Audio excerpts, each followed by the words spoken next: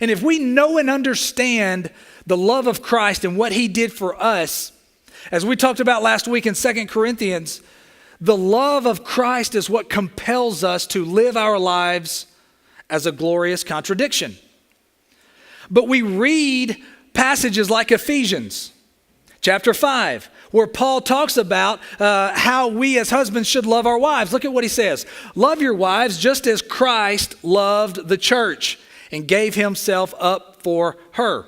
Goes on and says, wives, submit to your husbands. But if we look at this and we say, okay, we're supposed to love our wives as Christ loved the church, but our idea of Christ loving us is conditional, and it's all based off of what we do depends on what we get in return.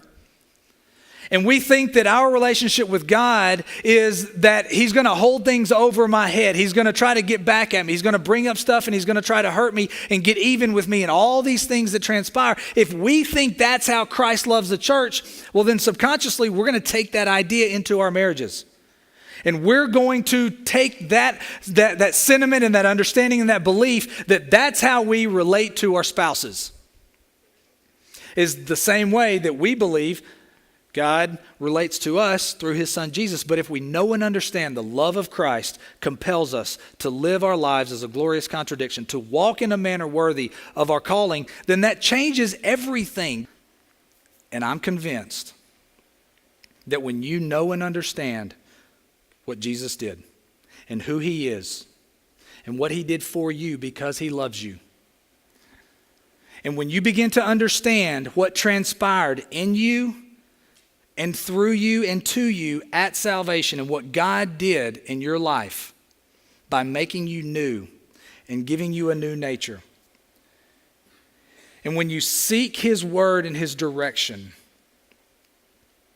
then you can just be who you are in your marriage.